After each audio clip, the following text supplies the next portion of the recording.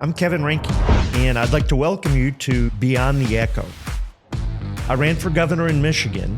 After losing that election, my desire to look at issues that are important to the state or the country grew. There is so much static. There are so many opinions. Our news stations have gotten to the point where we don't know what news is anymore. Where do you go to get real facts? This is about real perspective for you. Beyond the Echo will cut through all the smoke, all the opinions. It's not about Republicans. It's not about Democrats. It's about the issues and what are real. Welcome. Another episode of Beyond the Echo. I'm Kevin Rinke, and I am excited to tell you that after months of reaching out, I finally have Aric Nesbitt, candidate for Michigan governor in the 2026 election, as my guest. Aric, welcome to the show. Kevin, great to have you. And next time we'll have to do it down on the farm. Well, you know what? I'd be happy to do that. I like farms. I like farms a whole bunch. But how are things going? Good. I really appreciate the opportunity. Thanks for all you do for the movement, continuing to build up. But as we've been around over the last year, you know what it's like. You got to be hitting the road every day, winning the day. And so far, we've hit all 83 counties and getting good responses. We've been working to raise the money that we need to raise to make sure we have a good campaign this year. We've been engaging the grassroots, and I think we've seen that with the last 6 straw polls that have been done, that we won each of those 6. Those grassroots folks that know all the candidates the best, that they've been picking me, and so I've been blessed with that. But as you, well, I'm not familiar with the 6 straw polls that you're speaking of. Where were those conducted? Yeah, so there was one up in the Thumb area in Lapeer in that congressional district. There's one in the 2nd congressional district, the Mackinac, straw poll. Then there was a few with activists online. Got it. So okay. So it was a good little mix of folks. Good for you. Yeah. Good for you. When I ran for governor, candidly, you could say that I had zero experience in the political field because I had zero experience in the political field. For our listeners, in 3 minutes or less, what's your political history? That's not entirely true, Kevin. You told me a great story about your work with President Ford before we started. Well, but that was the personal side, not the political side. Yeah, that was service. Yeah. That wasn't any functional political experience. I was a business guy, and my interaction with Lansing was from a business perspective. Yeah. Which obviously is much different than from a legislative perspective. And but what's your history? You've been around Lansing a long time. So I'm from Southwest Michigan, grew up on a 6th-generation dairy and grape farm. People always ask, where does Aric with an A come from? Middle of 5 kids, all started with A's. And by the time Mom got to me, it was either going to be Aric or Erica with an A. And I'm sure glad she went with Aric. I know I would have grown up a little tougher if it was Erica. In today's world, I don't know. Well, where I grew up, girls could be girls, boys could be boys. I'm glad to hear that, by the way. And we went to church on Sundays, and growing up on that family farm, we get up at 5:30 in the morning, do morning chores. We didn't have air conditioning. Long day of baling hay. We'd sleep on the main floor because there's just a few degrees cooler on the main floor than upstairs. But you learn those values of common sense, of faith, family, and freedom, of what makes America so important. I went on to Hillsdale College with my degree in economics from Hillsdale, great school. And the policies you learn at Hillsdale, the principles, as we celebrate 250 years as a country, it is so important to understand the foundational principles of America, that it's about the individual, about freedom, about families, and it's not about the government giving you those freedoms. And actually, the government can't give you those freedoms. All they can do is take your freedom away. And people aren't taught that anymore. People create their freedoms. Government restricts freedoms. These are rights we got from God, not from government. Thank you. And that's the clarification. I'm glad you went there. Yeah. And this is the point, is that a little over 5 years ago, my wife and I were expecting our second born. And on the way to the OB's office, joking about names, and we get to the OB's office, and I couldn't go in because of Gretchen Whitmer and the Democrats' lockdowns at the time. And I had to wait in the car, and I get a text from my wife saying that we lost our second born to a miscarriage, and I couldn't be next to her, holding her hand. Yeah. That right there was the first time I ever thought of ever running for governor, is because somebody with that amount of power abusing it, like they did with nursing homes, like they did with hospitals, like they did with employment, it was wrong. And as your next governor, it's never going to happen again. I'm going to make sure of that. You need to have somebody that understands how important the rights are for the individual, especially as we celebrate 250 years as a country. And as I look at the last several years under Governor Whitmer and the Democrats in Lansing, is that it's been tougher and tougher for families with the high cost of insurance, high cost of housing, high cost of taxes. I mean, you talk about all the time the no income tax states versus income tax states. Sure. It all adds up costs. And yet the average family in Michigan pays more than the average family in the Midwest for energy and insurance. Mm-hmm. And yet the average family is making about $9,000 less in Michigan than they do nationally. Mm-hmm. That's a real impact. And so as I look at it, is that I was talking to a guy up in Grayling a little bit ago. We had a little meet and greet there. One of the few people I've met that moved from Tennessee to Michigan, right? You don't meet too many of those folks. Can't say I understand it. But he said he added up his costs of living in Michigan. He figures it cost him, with energy, insurance, taxes, about $5,000 more per year just for the privilege of living in Michigan. And I don't know about you, but as a farm boy, $5,000 is a lot of money. Yeah. And more importantly, it's your money. It's not the government's.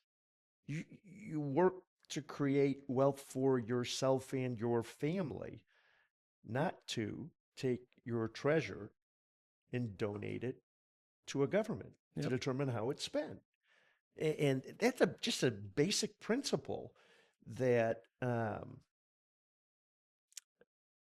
amazed more Michigan residents don't understand and appreciate.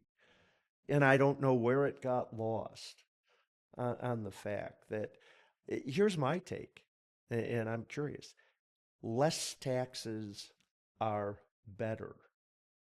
There's never a situation when more taxes are better, in my view. You're absolutely right, Kevin. The point is that we used to be a wealthy state. We're a top 5 wealthy state. Yeah, top 3, actually. We're a bottom 10 now. We went from being a wealthy state, we're a welfare state now, we got to become a wealthy state again. And what does that mean? That means that over the last several years, there's been huge impediments to job creation, to wealth creation here in the state of Michigan, right?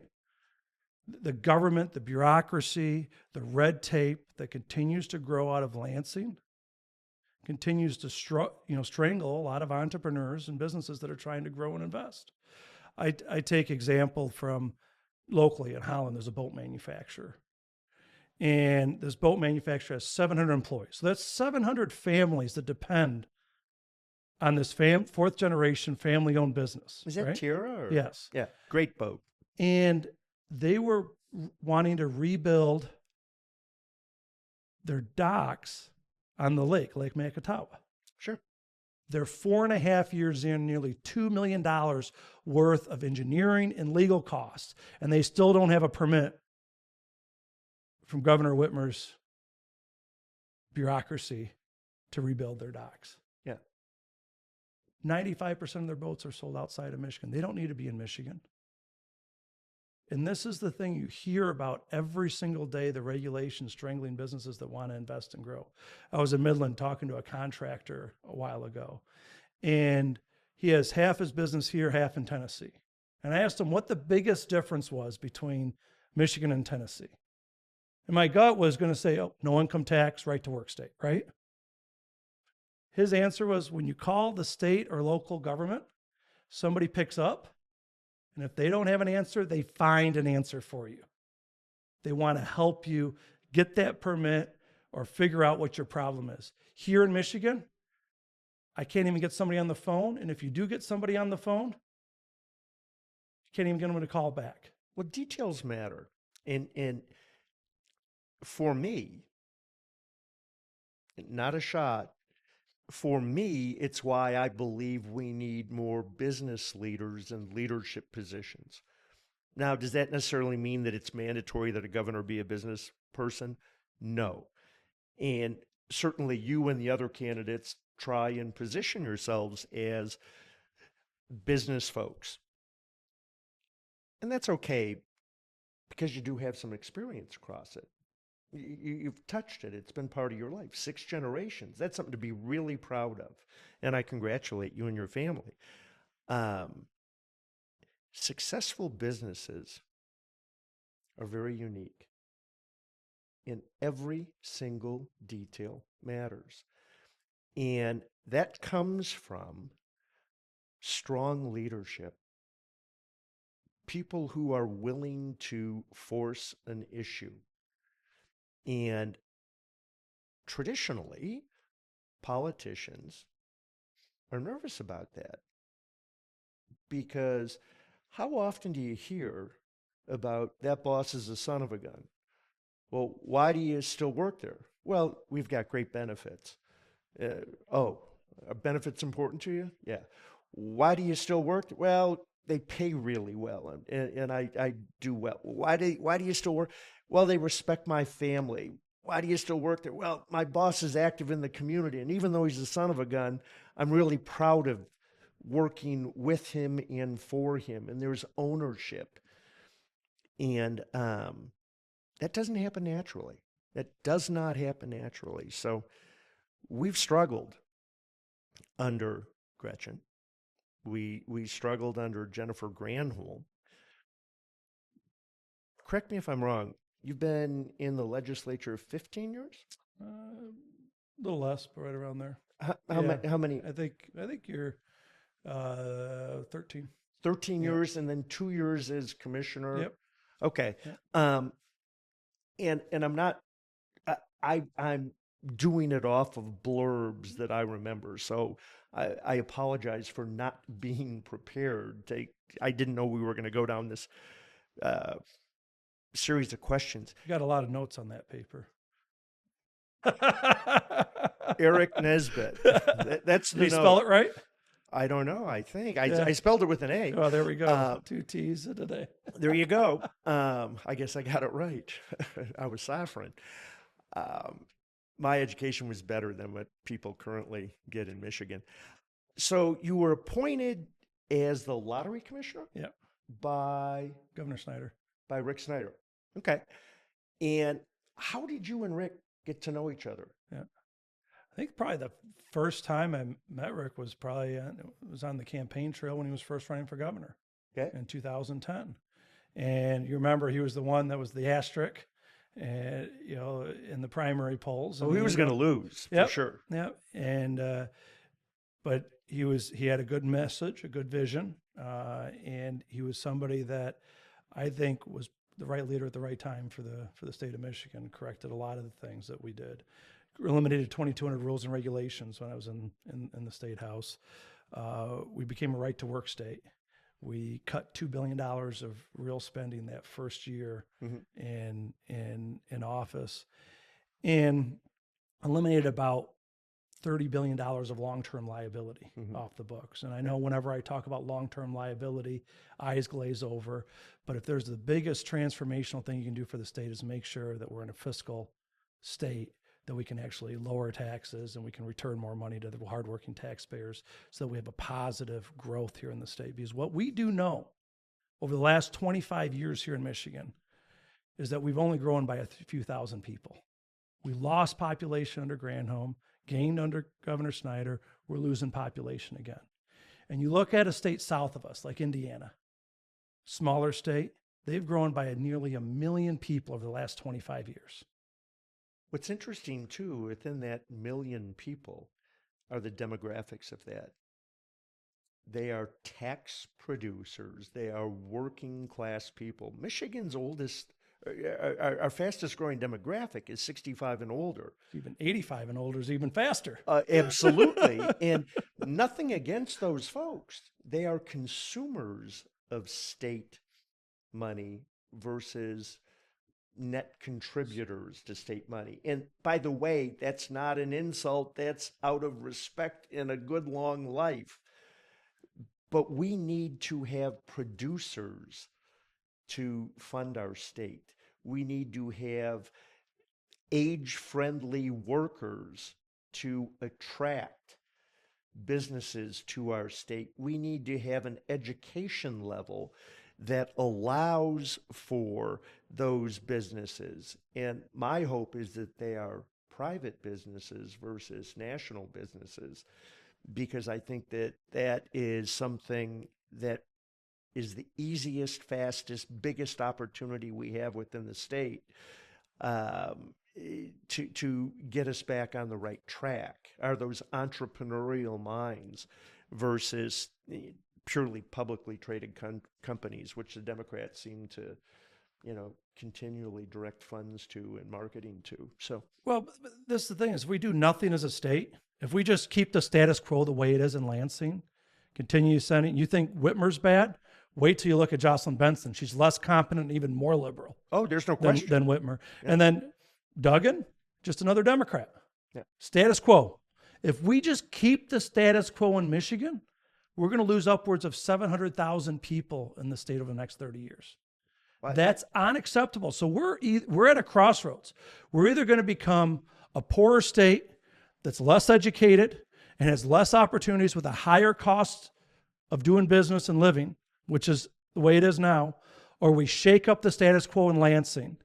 We lower the costs, we lower the cost of government, and we go ahead and we take a blowtorch to the bureaucracy that Whitmer and the Democrats have built up, and we make sure that our schools are actually performing school choice, root out the DEI, make sure every kid's reading by 3rd grade, and bring back the trades. That's how you shake up the status quo to make sure we're successful in the 21st century instead of a bottom 10 state where we're at. We're 3rd highest unemployment rate, bottom 10 in education and reading scores. We're bottom 10 in terms of family wealth. That shouldn't be acceptable to any of us Michigan families, Michigan workers, is that we got to get back to making sure that everybody can be able to afford to make it in Michigan, to make a living in Michigan, increase wages, and making sure that our kids are actually able to have an education here. Yeah, I think it's great. And I agree with you. I'm a detail guy, from an educational perspective. 3rd grade reading's important. And we know that we're failing. The state just came out, and I think 17% of 3rd graders read at the 3rd grade level. What most people in Michigan don't understand is our public schools don't teach reading after the 3rd grade. Currently, I was blessed. I grew up in a public school environment that was considered one of the top in the country when I graduated. It's fallen 187 positions from where it was when I graduated, in one of the wealthiest counties and cities in Michigan. What's startling is only 50% of the seniors in that wealthy neighborhood could read at grade level. And we've got a huge problem that doesn't get solved purely by addressing the 3rd grade issue, which we need to do. And there are solutions out there. And interestingly enough, I'm going on record, Matt Hall screwed up because he cut the funding for the solution that works in the $645 million that they reduced Michigan expenses on. If we're going to spend money, I want to spend good money, and I want results for that money. So I'll go back to phonics-based training at the 3rd grade level is the solution. None of the other ones work. It's just that simple. And that is quantifiable. It's qualitative in that statement, phonics-based training, because our teachers don't understand how to apply phonics-based training, they are not the solution. We need a third party to come in and do it until we fix the system. But to your point, let's say you get elected governor. What's the term? 4 years. Then you get a second term if you're lucky, right? Can't run for a third term in Michigan, can you? Nope. Nope. 8 years. My point is this. We have 9 years between third grade and 12th grade of 50% or less of our publicly educated children that can't read. They are considered functionally illiterate. They are wards of the state. So, what I'm looking for in my candidate, what I'm looking for in you, Aric, and you and I have shared this. Yep. I want somebody with real solutions.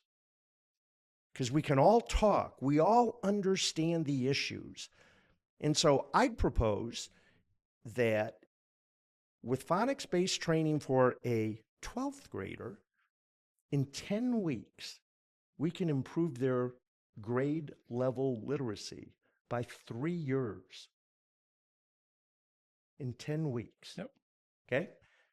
So I think that we should be offering reading literacy to our 12th graders in mandating that we send these kids off to college with a 12th grade reading literacy level so they can be successful in college versus just take out college loans, which the Democrats don't want you to pay back, which mean that you fail at another level of education.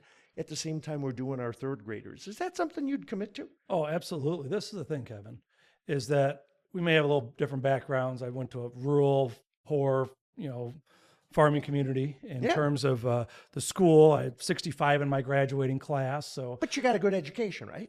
I was homeschooled for 2 years. I went to a public school. Yes, we had a solid education, and I had a mom that cared. I had parents that cared. Mm-hmm. And that's the first thing, is providing choice to the parents to make sure that they can dictate what school they go to. And you can do that as governor on day one by signing President Trump's scholarship for kids.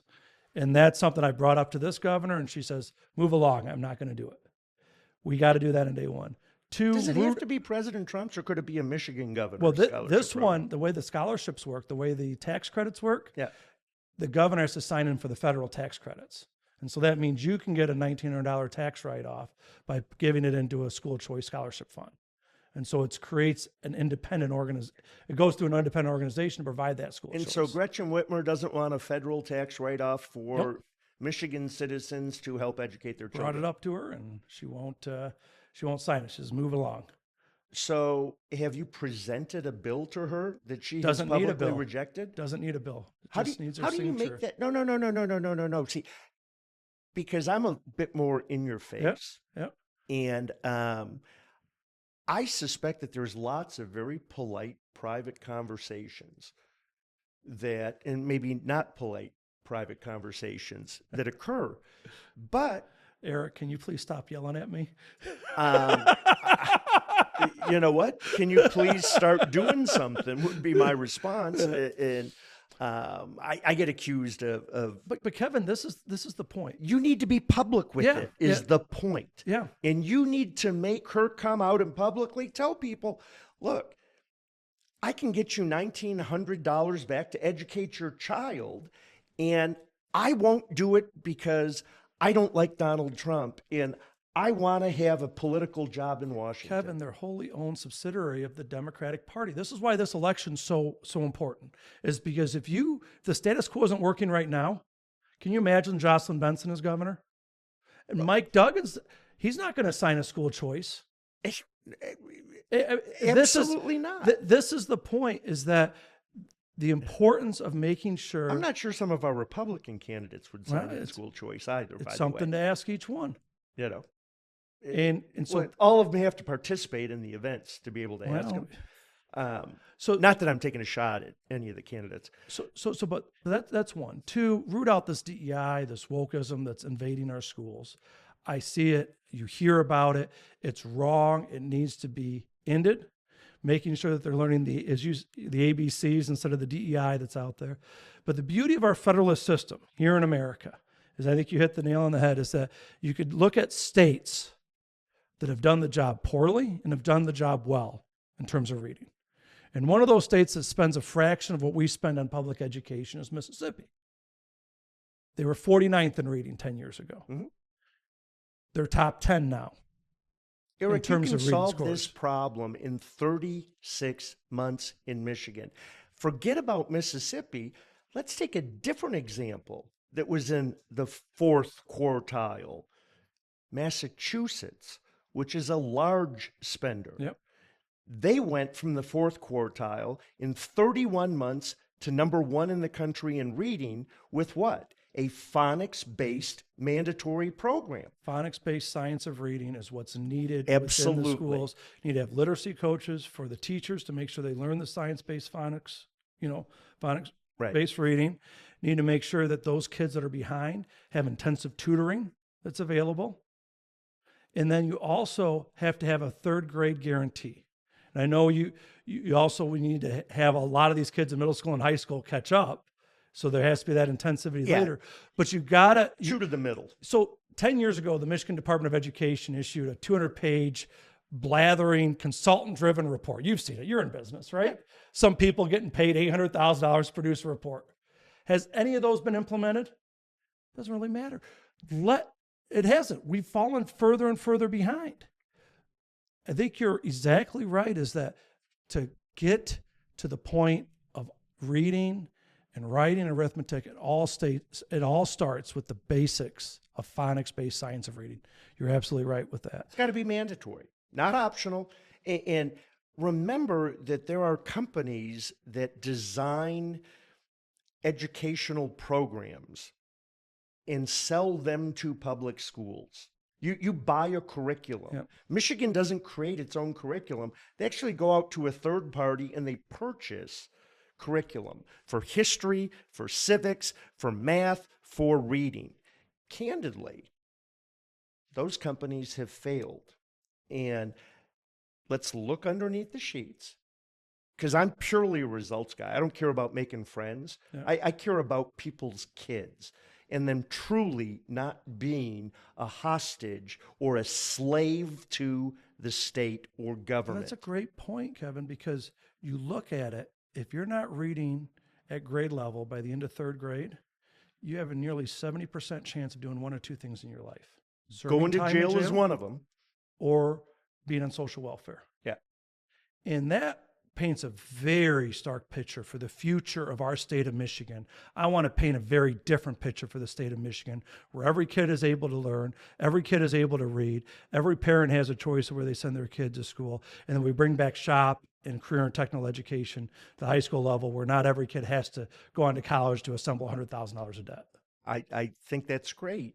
And I would work with you, or I would work with any candidate that's literally willing to shake the tree. And if shaking the tree doesn't get it done, to chop the son of a bitch down, to give it a chance for our kids. It's not a Republican thing. It's not a Democratic thing. It is not a funding thing. Money is not the solution. But money isn't the solution. We have plenty of it. We have plenty of it. And as soon as you interject money, people start to put spins on it. I'm going to give you an example. Of a spin. All right? You worked for Rick Snyder. I happen to think, and I'm willing to look into the camera and say, I think Rick Snyder and Bill Milliken and John Engler III were the three best governors in my lifetime. Okay? Rick Snyder did more to help Michigan than anyone I remember, but that could just be by age. So you worked with Rick. What was Rick Snyder's last budget dollar amount? It was about $58 billion. Yeah, I think it was 54.9, but roughly 58 billion. So let's use your number. Yeah. What's Gretchen Whitmer's? 84. 84. Yeah. How many billions of dollars is that? Around 30. about 30 billion. And if you tie federal money back to the state budget, how many billions of dollars of long-term debt was created with that extra $30 billion? I mean, she stopped paying off a lot of the debt that we started Absolutely. paying down. We were positioned to be debt free as a state by the mid 2030s. Yeah. How awesome would that be? You're talking $3 billion to $4 billion a year you could actually use to return to the taxpayers of Michigan instead of having to pay off the long-term debt that our forefathers, parents, and grandparents borrowed from our kids. Wouldn't it be nice to hand your kids a check instead of a bill? Of course. But here's the twist. And I'm not going to let any politician get away with it with the people of Michigan, because the people of Michigan don't understand how it works. They just understand the consequences of what happens. So Speaker Hall did a great job. And he came out and he said, we cut Michigan's budget by how many billion? I mean, there's still trying to work on where it's all, but saying about 2 billion and where it was before. I was going to say 2 to 3 billion. Yeah. Okay. I want everybody to understand that that's great. Our budget today is smaller. Our budget today is the second largest budget in the history of the state of Michigan. Our budget today is $27 billion more before you look at federal dollars than what Rick Snyder had. And Rick Snyder was financially competent, was fiscally responsible for the state of Michigan. So when I say that it's not a funding issue, congratulations to Matt. I love it. There's still so much fat on that bone. There's $27 billion of fat. If you take standard inflation, you might be able to say, well, there's $17 billion of fat. And this isn't about you in this particular case, but I think we both agree on phonics. Speaker Hall, put phonics back in to your budget. The kids need it. It's nonpartisan. It will help Republicans. It'll help Aric Nesbitt become governor in 2026 if we do the right thing for everyone. And I think it was an oversight on your part. Huge budget. But I hope you take that message back. This is the point, Kevin, is that even before the Democrats repealed the third grade reading guarantee, even before they repealed mandates that teachers should be, their performance should be based on what the growth is like from the students in the year that they're teaching, just because of the COVID lockdowns. I mean, I started with a very personal story from my own family. And by the way, I'm sorry about that. We all have, thousands and thousands of stories. Saying goodbye to their grandparents through the glass instead of giving them a hug. People that were fired for no fault of their own, but the government telling them that they had to shut down because they're not a critical worker. What does that do to behavioral health and mental health in the state of Michigan? But the average student in Michigan, there was a Stanford and Princeton study that came out saying the average student in Michigan, just because of the lockdowns from COVID, are three quarters of a grade level behind than what they would have been otherwise. Yeah, I have not read that study, but I've heard reference to it. I'm surprised it's only 3/4 of a grade level. But that is beyond what would have been just status quo, and the status quo isn't working either. Right.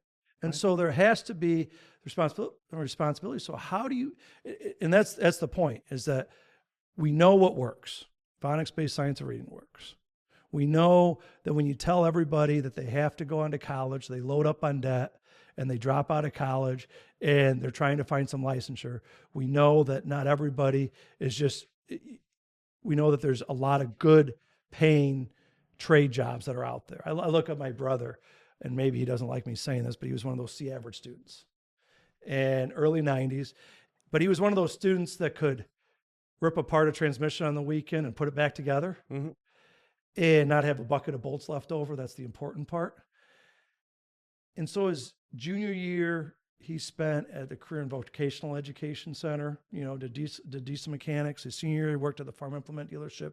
He had a job on day one. He's had a good family supporting job for the last 35 years. Yeah. That same possibility over the last 2 decades can't happen because of the curriculum that's mandated from Lansing, that every kid has to take 2 years of a foreign language and algebra 2. I mean, these are things that just because you get a D in doesn't mean you have any sense of mastery on it. We need to make sure that every kid has a knowledge of reading, writing, arithmetic, and then figure out what that passion is for each one of these kids. Totally agree. And if we're going to rebuild our economy, rebuild our infrastructure, lower the cost of housing, we've already lost a half a generation of tradesmen. And I think it was Mike Rowe who said it last year at a Mackinac Center event that, from Dirty Jobs, Mike Rowe goes. I sponsored the event, Yeah, actually. You were probably there then. Yeah, ultimately, I was out of town, but I sponsored Mike coming in for Mackinac Center. Well, thanks, because I used this statistic out on the road that Mike says for every 5 people retiring from the trades, there's only 2 people replacing them. Right. And if we're going to follow President Trump's order saying we're going to get back to made in the USA, we have to go back to say we're going to have the tradesmen and the blue collar jobs. And there are a lot of good paying, family supporting blue collar jobs that are out there. 100%. And by the way, you control your own destiny. Well, I was when you have I don't even want to call it a blue collar job, although traditionally that's how it's been referred to, but in the trades can mean a lot of things. But my nephew went out, didn't like school, but loved electronics and the thought process behind electrical work. He got an internship, an apprenticeship with the local, and now owns his own electrical company. He employs, I think, 20 guys, and he's knocking down more money than he ever dreamed, and busy 6 days a week, every minute of every day of every week, and looking to hire more qualified people, and could double and triple in size if there were people available. So you're right. And you can't outsource these jobs. No. And you look at, I was talking to a kid, not a kid, early 20s, right? Probably 22. Kid now. Yeah, well, you're a kid over there, right? But he didn't know what to do after college. Went on to college, after high school. He went on to college, right? Sure. That's what everybody says. He got, after 2 years, got $30,000 worth of debt. This isn't for me. He decided not continue on. Still has that $30,000 of debt. Became a med tech, which just requires some additional learning and licensure. Right. He'd be doing just fine today if it wasn't for that $30,000 of debt that's over his head. Yeah. Would you be in favor of, and something that I've spoken about before, and then I want to move out of respect to your time and to our viewers to other subjects within the campaign, but would you be in favor of colleges being forced to show employment levels associated to the degree, income levels associated to the degree, and the ability to pay off debt associated to the degree that children are to receive state money? Yeah, and I think colleges should take a bit of that if they don't get to those numbers, that the college has to pay. I'm good. So that's one of the things that you'll add to your education platform. Let's do this. Let's do it. Part of it also on the trade side is that there's other, again, our federalist system, you can look at other states.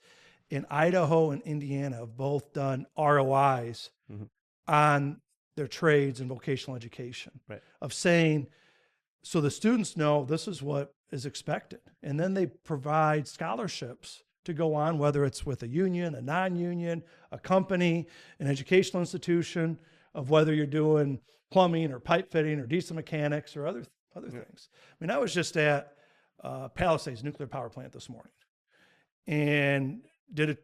It had been a few years. I felt like hell to stop it from being closed down.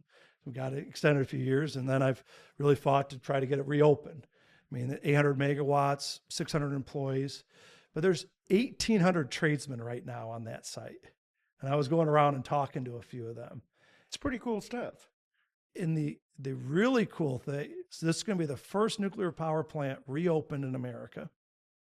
One, but two is that it'll probably be one of the first sites in America to have small modular reactors. Well, I brought this up previously.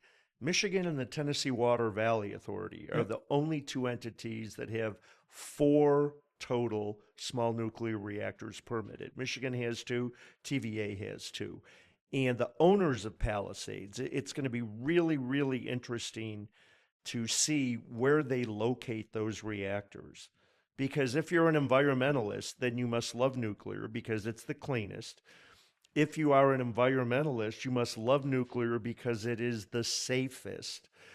If you are an environmentalist, you must want to expedite nuclear because it reduces the needs for fossil fuels and other things that may be detrimental, to be determined with valid science as we sit here today, but certainly would lower the carbon footprint of the United States because nuclear has no carbon footprint. So for all those greenies out there, I want them out saying we want nuclear, and Michigan should lead the way because it actually answers every concern that they have. And if they were educated enough, maybe if they could read, most of them graduated from Michigan public schools and can't read, they would be learned and say, wow, this is something good. And you agree with that, right? This, if you're going to compete and win in the 21st century, if families going to make it here, if manufacturers are going to actually produce jobs here, you have to be energy abundant. President Trump calls it energy dominant. Mm-hmm. And whether that's coal or natural gas or nuclear, what we know is those are all base load generating. Same with hydro. Mm-hmm. And unfortunately, you can't power the economy on fairies and pixie dust like the left environmentalists think you can. But what they are making us are poorer and less competitive. And they're chewing up that, this is a reminder. 3 years ago, Governor Whitmer signed the Green New Scam here in Michigan.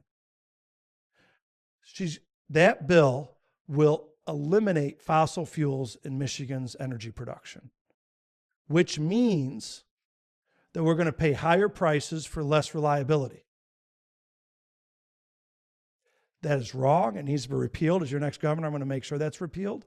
And we need to make sure that we're pro-nuclear, we're pro-natural gas, we're pro-coal, we're pro-hydro, mm-hmm. that we're investing. Instead of seeing 300,000 acres of our farm and forest lands eaten up. And I do know Jocelyn Benson, she's going to double down on that. She's going to double down on more because you're going to turn these San Francisco millionaires into billionaires with all these solar panels made in China, chewing up our farm and forest land, right? And she's going to be looking at running for president next. Just what we need. Right? Instead of taking care of the issues here at home of how do you lower the cost of living, how do you increase wealth creation, and how do you make sure every kid is able to read by the into third grade. This is the point on this election, is that which way you're going to go. Because if you just continue down this path, you think energy is expensive and unreliable right now in Michigan, which it is, it's going to be even more so. Oh, no question. With the Democrats in charge. No question. Everything. And Duggan's just status quo. Yeah. Everything breaks. Everything at some point in time breaks. Every business has a hiccup. Every function, every tool has a point where it breaks. And with the United States being the oldest republic with an overlaying democracy in the history of the world at 250 years, we can't be naive and think that we can't break this. The problem is once it's broken, can you fix it? Let's switch to the tax structure in Michigan. And I want to do a bit of a deep dive. And I want to start with property taxes, mm-hmm. Okay? Because I think there's a misconception. what percentage of collected property taxes does the state actually control? 3 billion. 3 billion. 3 billion. And what is the total collection? 21. 21 billion. Okay. So for all you folks out there that are saying, I'm only going to, support whoever says, axe my tax, and that person's running for governor, you're wasting your time. You need to be involved in your county. You need to be involved in your city and your municipalities, because those are the folks that charge the property taxes. I heard the number, and maybe I'm incorrect, because I thought it was 1.9 billion, not 3, which was 0.6% of 1 mil that the state. It's 2.95 billion, 2.9 billion. So I was rounding up. To And that's fine. I'm just simply saying. You keep telling me details matter, but. Well, they do. And I think you agree with that. Yeah. A billion here, a billion there. But now let's shift to income tax, personal income tax. Mm-hmm. How much does the state receive in personal income tax? Right around 14. 14 billion. Yeah. Okay. And how much does the state collect in personal income tax? Well, that's all the whole 14. 100%, not 0.6% of 1 mil. Yeah. I mean, besides the local municipalities that may have surcharges. Yeah. Income tax like Detroit does, Battle Creek, East Lansing, which are all, I think, dumb. Yeah. and I want to tie this into education and the budget that we were talking about. So there's $14 billion. Remember that Governor Whitmer has increased our state budget by $30 billion. If the citizens of Michigan receive $14 billion back, you'd still have how much? $16 billion in other taxes that have been collected from you, the people, for government to spend wisely. I don't know where you stand on the income tax, the personal income tax issue. And it's not the only solution. I'm willing to concede that point. Yep. But I do believe that, again, our viewers need to understand that our Michigan Constitution does not allow for the legislature to levy an income tax at 2 different levels or multiple different levels. If there's a tax, it's the same for everybody. Now, they may not collect it from everybody and choose not to pursue those people, but it's the same level. What's your play on income tax in this election, and how does that fit into your policy? Yeah. The whole point is, how do you shake up the status quo in Lansing? And boy, it would shake up the status quo to eliminate the state's income tax. And you look at Does that mean you support completely eliminating the state income tax? I've been on record for a long time. I don't know. Yeah, I've been on record. I think when we first chatted 3 years ago or 4 years ago. So you don't want to gradually reduce it. You say, you know what, take the patient out back and shoot him in the head, just like we do with the things on the farm that we got to get rid of. Well, look at this. Look at it. Yeah. One, what states don't have it? Tennessee, Texas, yep. Florida, yep. New Hampshire, yep. South Dakota, yep. Nevada. I can go on, but Wyoming, yeah, Washington. Alaska and Washington State. Now, Washington State, they just got around and did a capital gains tax increase. Yes. And all of a sudden, you saw these tech guys move to Florida. Mm-hmm. Oh, capital's mobile. Yeah. Capital follows the path of least resistance. And when you look at, let's look at Indiana again. 15 years ago, Indiana's corporate income tax was 7%. We had the horrible Michigan business tax, if you can remember it. We eliminated that and went to a 6% corporate income tax, flat rate, yep. predictable. 2, their personal income tax was 3.9. Ours was 4.25. Fast forward to today, their corporate income tax is under 5%. Ours is still 6%.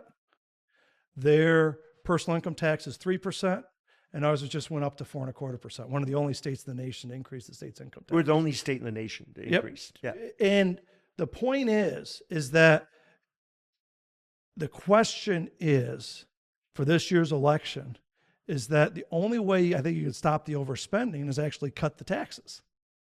And we do know that with Jocelyn Benson, she's going to go in to double down on every social welfare program possible. Well, she wanted to implement a constitutionally illegal tax on people that made a wealth tax. They're still trying to do that. Well, I understand, but technically it violates the state constitution. What they're trying to do is figure out a way to get around the state constitution and not wear egg on their face. You know Art Laffer? Yeah. Pretty smart guy, right? Yes. Yeah, he's the guy that wrote the Reagan tax cut. You know Steve Moore? Yep. Steve's a good buddy of mine. Pretty smart guy. Good economist to talk to. Yeah. To balance on. Yeah. And he wrote the Trump tax cut, for those of you that don't know. Both of these gentlemen have proven their theory. And I want to be really clear with this, Michigan. When you lower taxes or eliminate segments within the economy of tax, you increase tax revenue. Care to explain how that works? it's called the Laffer curve. Well, that's part of it. It's Yes.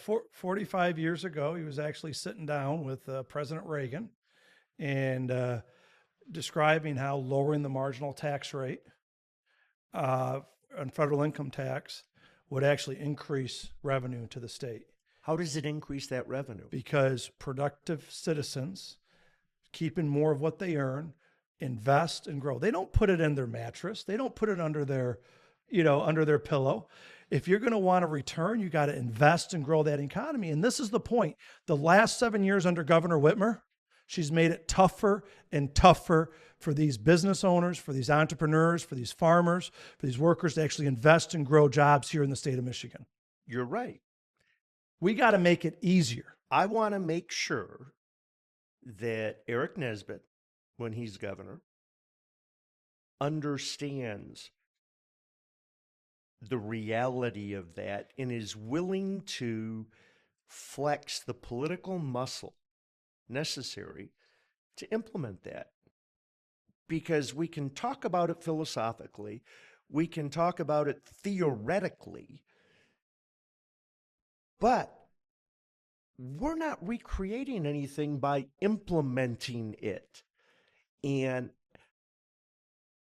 when I was a kid, it was Missouri, the show me state. And all I want from our elected officials, show me. See, traditionally, I was told that if someone running for office runs on policy, that they can't get elected. And that scares the hell out of me because that means they're running on bullshit. Yeah. I want to be on record. I want to be able to have a choice. And I said this early on to you. You are a really smart man. And I mean that. You are a smart man. I've looked at your history at Hillsdale and your interaction with Dr. Arnn.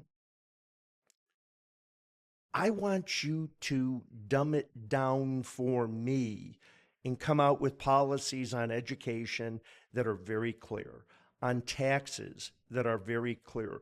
You and I sat on a stage together and spoke about the cost, the regulatory cost of constructing a home in Michigan.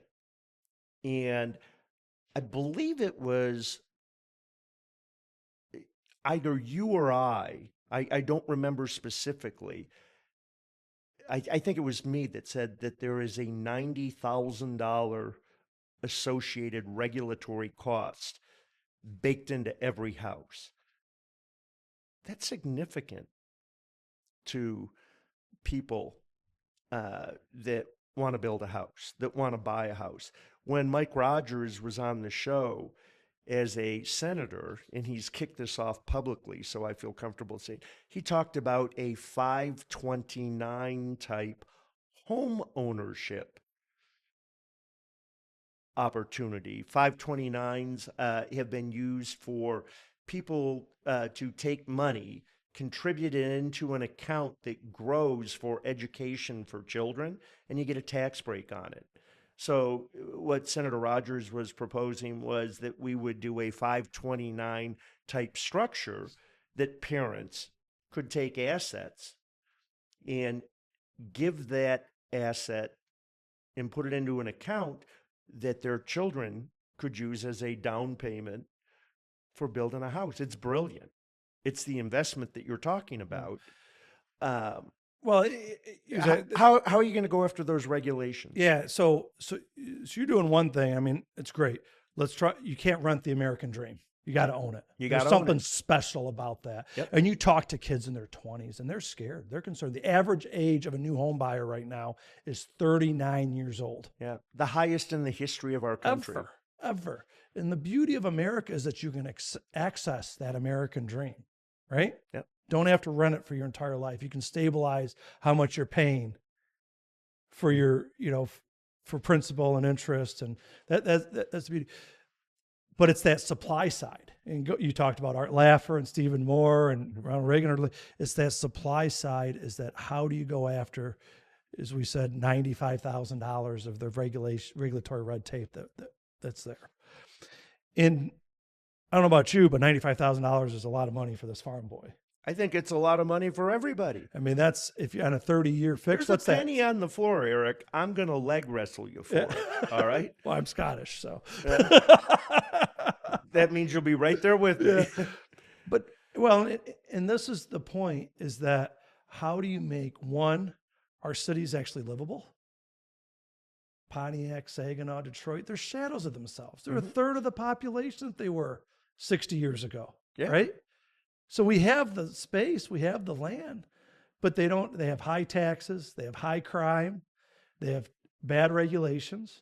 And then outside there is I was talking to a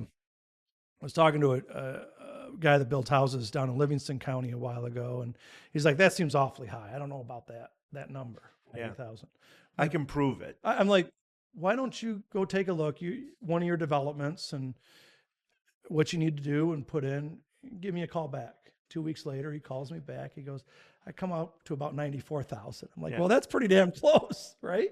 Yeah. And the point is it's your local regulations, your permitting, your zoning, your EGLE, and this is something I hear about every single day. EGLE we can talk about for 10 hours. Well, first it needs to be wiped out and rebuilt. If you can follow your Domino's pizza order online, why can't you follow your permit online? Yeah. But that's why I think running for governor is that's where, as governor, you can push the permitting reforms, the planning reforms, the licensure reforms, the spending reforms. Call it DOGE or Office of Reinvention or Fiscal Accountability and Financial Oversight, FAFO, that you can figure out that you have to have accountability to the taxpayers. Yep. And that gets back to customer service and saying that these entrepreneurs are not your enemy. What the enemy is the bureaucratic red tape in Lansing preventing folks from investing and growing jobs here in the state of Michigan. You know what OPM disease is, right? You may not. It's okay. And it's not a trick question. Okay. So government is OPM disease, other people's money disease. Okay. Yeah. All right. And that's worse than Trump derangement syndrome, actually, because you lose respect for a dollar when it's not your dollar, when you don't generate it. We've talked about, and I'm really encouraged by the things you've said about education. You believe in the phonics system. You want to eliminate personal income tax. It sounds to me like you have a pretty good grasp on how to attack the regulatory environment. And there's a lot of attacking that needs to be done there.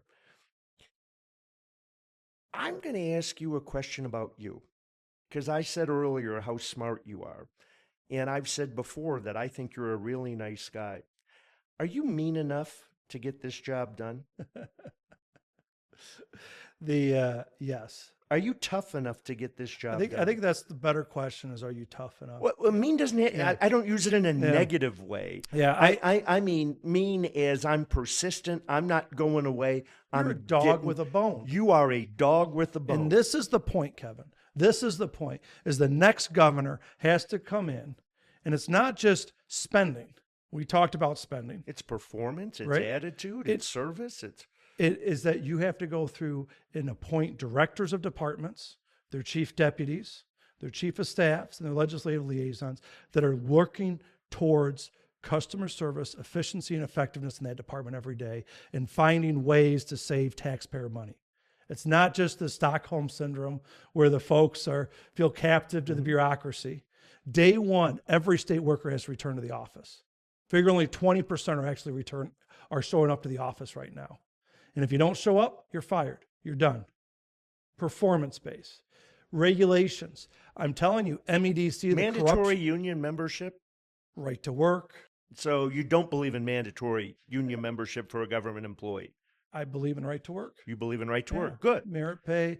Is that something that you would push for to re-implement right to work? Absolutely. Yeah. If you're going to be a top 10 state, you have to have a no income tax and a right to work state. I was just going to say. Yeah. And every third grader has to be able to rate a grade level. Yeah.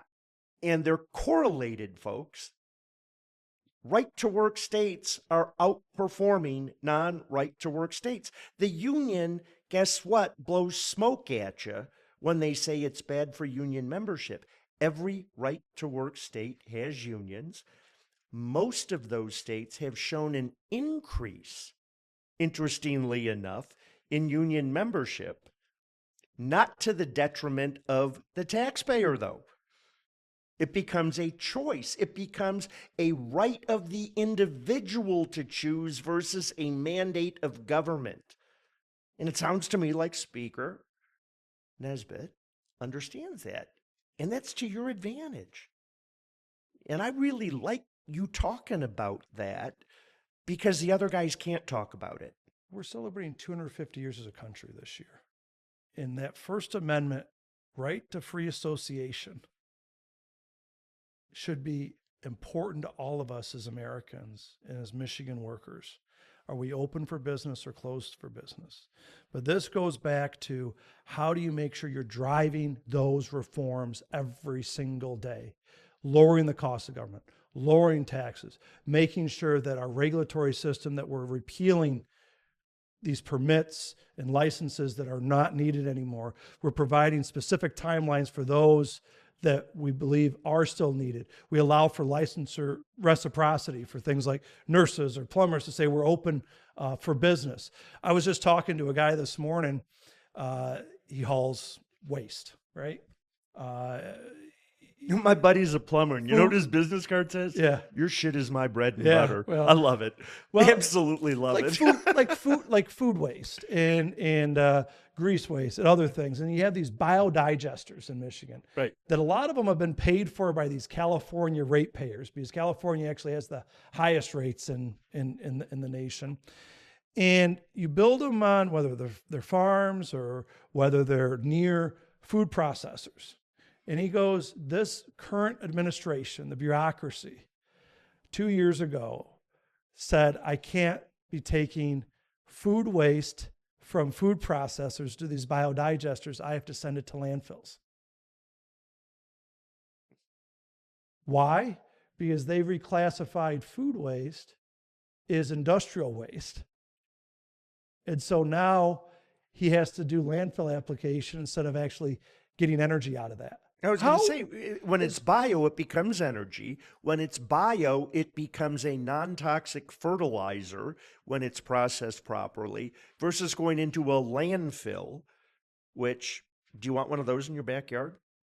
Doesn't make sense. But this is the point, Kevin, is that's just one little policy that's there, but it's increasing costs of food production, which then increases costs for the consumers and makes it less likely that business locates in Michigan. They're going to move to Indiana or elsewhere with that stability of regulations, right? What would you do with Canada? And in particular, Ontario province, which dumps more toxic waste in Michigan than they do in their own province. I'm going to join with President Trump to work to end that.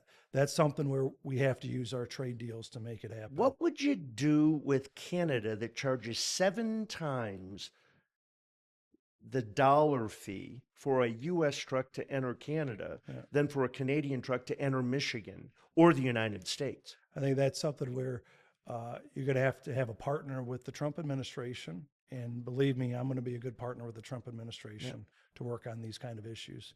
I've looked into it. It's a trade issue. It's something that needs to be handled as a trade issue. Yeah. What can the governor do to bring that to the surface? Bully pulpit. You've talked about it. And you're willing to do that? Let's do it. Let's do it. Yeah. All right. This is the beauty of, this is what I bring up. Michigan's a much nicer state, nicest state in the Midwest. Our lakes, It's one our of the parks, nicest states in America. I think it's top. Our hunting land, right? The number of lakes we have, the parks, our recreational, our trails. Mm-hmm. And yet we're losing population, we're losing advantage to other states because of the government. Yeah. Yeah. You've been in government, and I get nervous. I'll tell you 2 stories. One, when I was a kid, I worked on a pig farm during the summers. Castrate them? No, that was beyond me. Yeah, I shoveled the. I mean, when I was asked what's the most interesting job growing up, I'd say castrating pigs. Yeah, on Saturdays. I got to be candid with you. I wasn't into that, but I did. I got paid. It was one of the because I didn't get paid on the farm back home. Well, I got paid to work on the pig farm, and I'm glad that I let the farmer do the castrating. It was a little above my pay grade at that time, but. Zip, zip, zip. I just wanted you to know that, because you've referenced a couple times, the farm boy. I got a lot of farm boy in me. But I lost my thought for a moment here with Lansing. I get nervous, and I'm going to tell you stylistically something. You are the only candidate that I hear, and I hear it maybe by design clearly. You relate to President Trump issues and you supporting President Trump.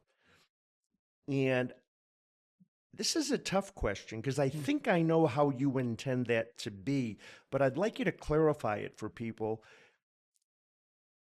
Are these Aric Nesbitt issues that you just happen to agree with President Trump? Because President Trump's going to be gone. Yep. And while we may win the governorship in 26, President Trump may lose the legislature in 26, in which case my fear is he will be impeached. So you're going to have to figure out how to have these issues be Aric Nesbitt issues and still be successful with them. And I'd like you to take a moment to clarify, because I admire President Trump. I voted for him every single time. You campaigned for him. I campaigned for him. But at the end of the day, I want my governor to stand on his 2 feet. I want them to be Kevin Rinke issues for Michigan, Aric Nesbitt issues for Michigan. Can you clarify that for our viewers, please? Yeah. The thing is, you look at it, President Trump's given a voice to working class Americans. And the Republican Party is definitely the party of working class Americans. And I mean, not just the folks that clock in and clock out. I'm talking that small business owner that works 80 hours a week, that farmer that works 80 hours a week, the person that goes the automotive line, that, our friends and neighbors, or that entrepreneur, or the tradesman that shows up and starts an HVAC business or a plumbing business. He speaks for these folks that haven't had a voice for a long time.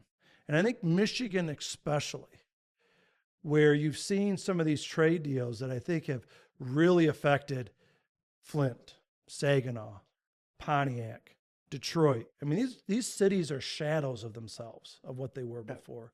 Or you go to Benton Harbor or Muskegon Heights, some of these second areas. And he's provided a voice on both on immigration, on trade deals, on regulations, and there's only one President Trump.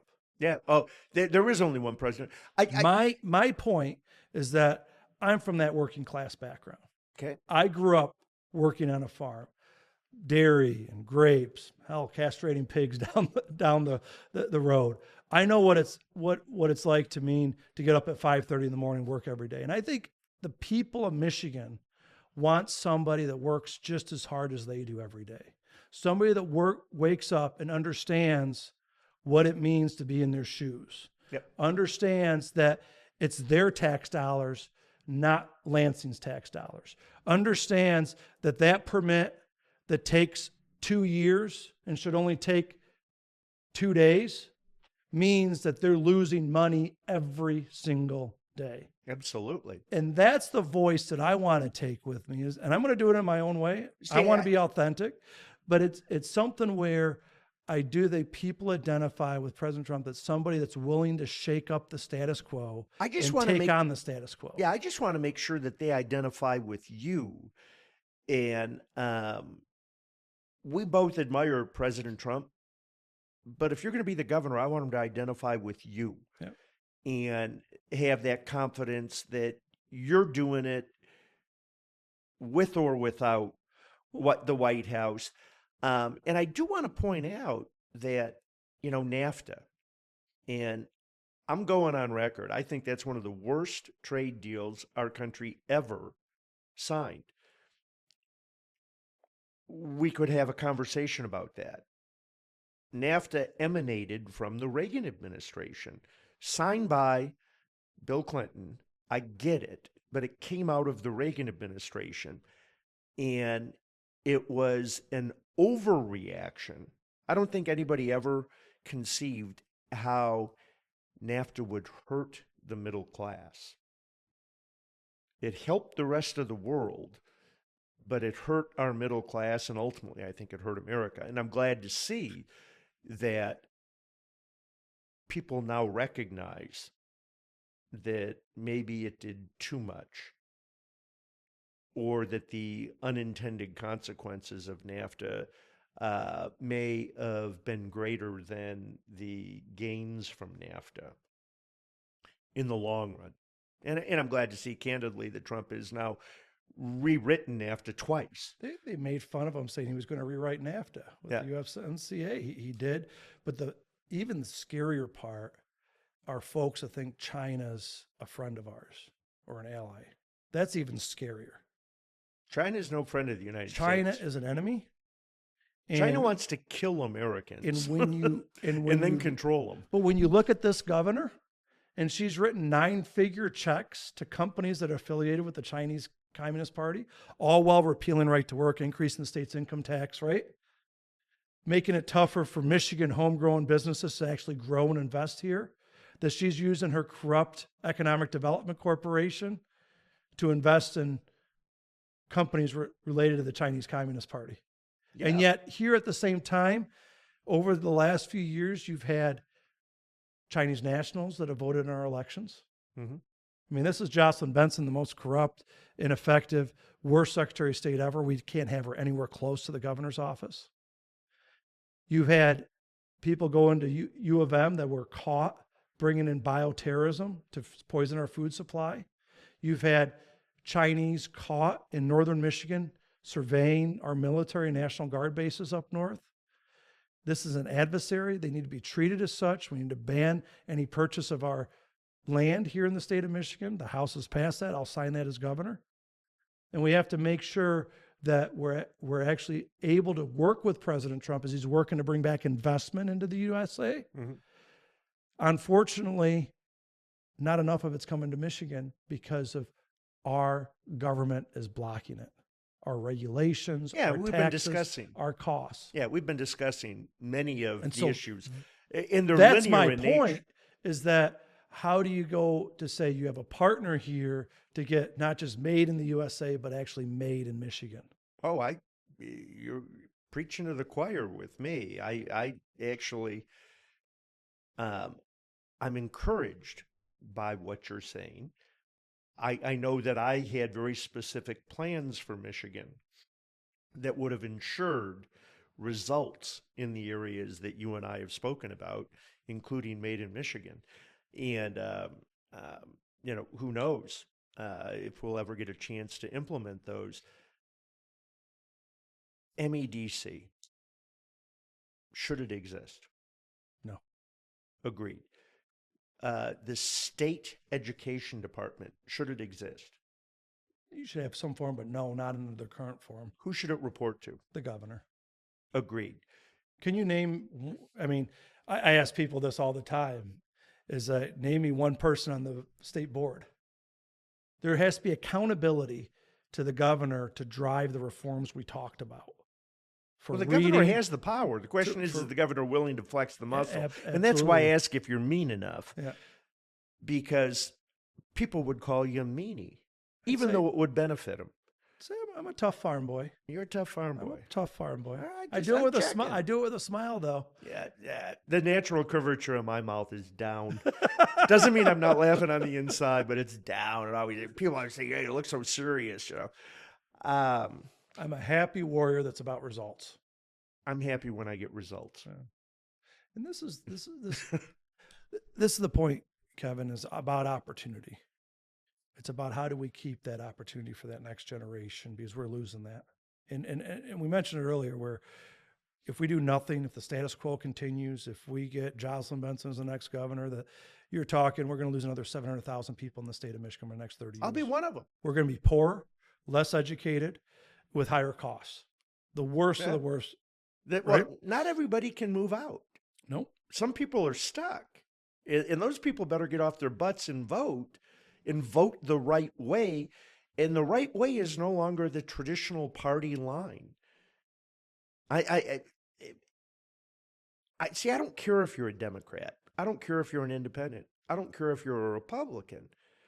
What I care about is, are we creating a better space for Michigan? And the traditional format of government, Republicans and Democrats, and then you'll say, people say, oh, we need a third party. We need that like we need a case of the clap. What we need is people who are interested in doing the right thing that benefits both sides. And that's not a rhino. You can be 100% pro-America, 100% pro-Michigan, and still do the right things. Those are the three main points that I've been getting through, is how do you make it in Michigan by lowering the cost of living, increasing wealth generation and how much workers make and job opportunities, and making sure every kid has a quality education. And as I travel the state, people may have very different backgrounds than me, look very differently than me, but those are the things that they want too. I was sitting down with a group of business owners in Wayne County. One of the guys, a Palestinian, he immigrated here when he was 12. His parents came here, and his dad started this little garage right on the corner of Dearborn in Detroit. Mm-hmm. And this guy, he's about my age, is growing that little garage into a multi-million-dollar business now. They do dirty work of rebuilding axles and brakes and other things. And he goes, I couldn't have done this anywhere else in the world. I'm like, what do you mean by that? I challenged him a little bit. What do you mean by that? Because there are other countries with private property rights, free market economics, and rule of law, the elements that you need for, to allow business, successful entrepreneurs, right? Mm-hmm. He goes, no, I go to Paris. I mean, hell, there's 4 generations of Algerians in Paris, and they're not French, they're still Algerian. You go to Berlin, there's 4 generations of Turks in Berlin. They're still Turkish, not German. And he looks at me in the eye, he goes, I'm an American. My kids are an American. You and I may have a different religion, but I'm a capitalist. And I asked him, why is that?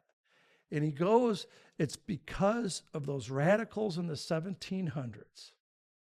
Those radicals in the 1700s that believed our rights come from God, not from government. They believed in the individual, not the state. They believed in families instead of government. That's why I'm able to make it here in America right now.